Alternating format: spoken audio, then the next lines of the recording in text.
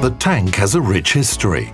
It is beautiful, and there are identification marks on its armor that no one else in the game has. But most importantly, it's the first premium tank of the Polish tech tree, with a national crew the way it should be. And today, we will tell you how to play it.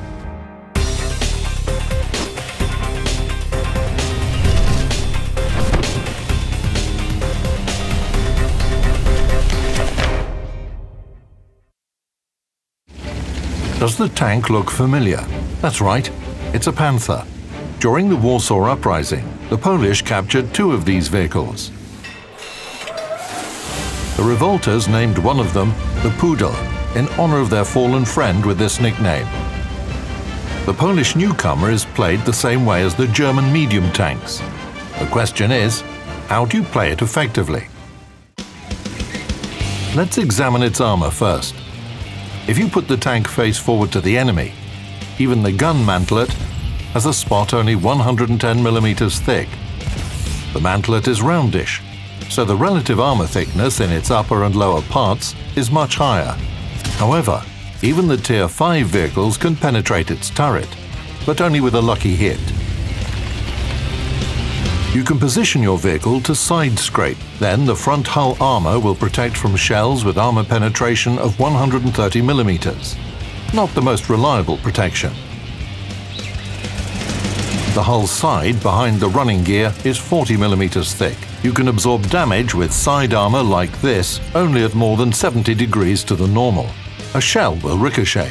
However, 120mm guns and high-caliber guns will penetrate the Pudel's armor because the 3-caliber rule will apply. Withstanding hits from most Tier 6, 7 and 8 vehicles will be hard.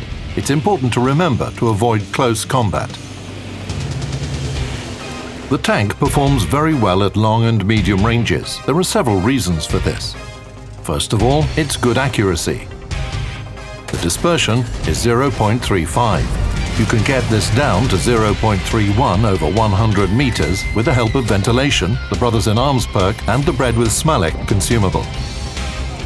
Next, it's gun depression, -8 degrees. This allows you to use the terrain folds, exposing only the turret to the enemy. Yes, it can be penetrated, but if you're constantly on the move, the enemy will have trouble hitting the Pudel. Wait a minute, you might say. The aiming circle expands when the tank is on the move. And you're right. That's why experienced tank commanders recommend rolling out carefully to deliver a shot. Lock the turret and avoid traversing the hull, like this. You may even have time to fire twice. The higher the enemy gun caliber is, the longer their gun will take to reload.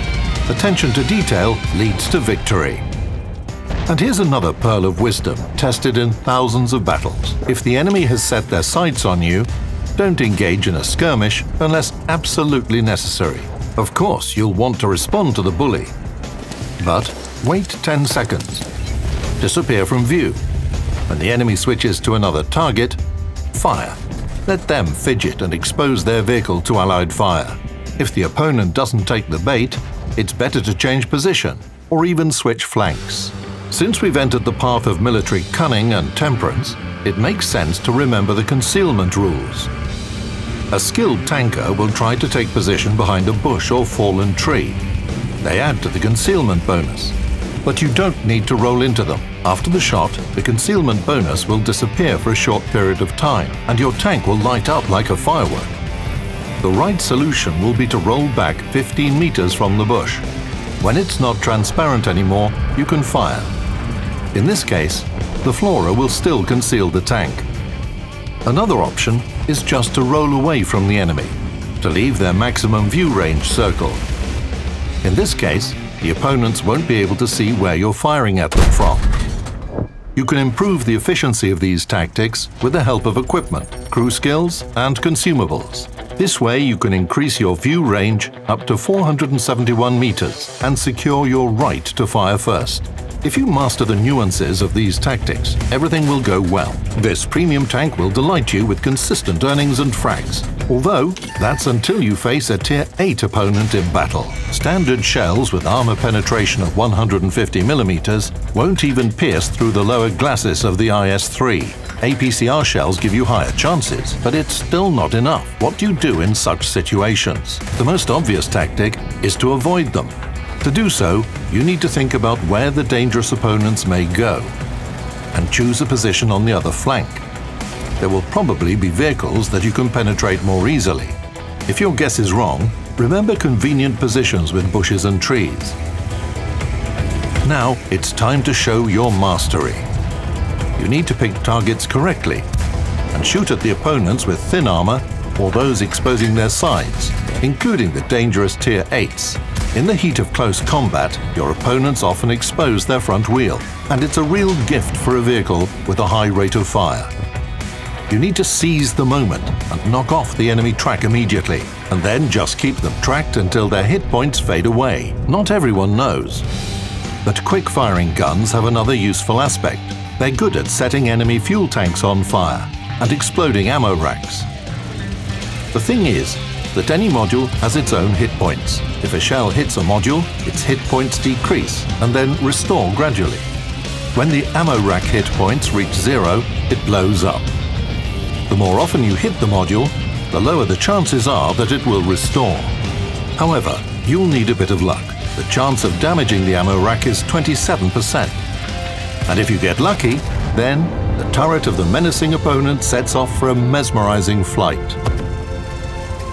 A real festival with fireworks. Let's get back to harsh reality. What do you do in this situation? Tier 8 against Tier 6. Is the sad result inevitable? There are chances, and they depend on the experience and savvy of the commander.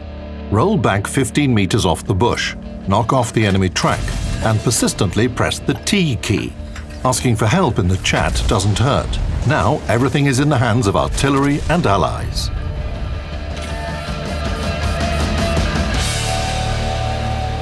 Of course, you could throw in the towel and take a loss. The enemy is much stronger after all. But no, never surrender.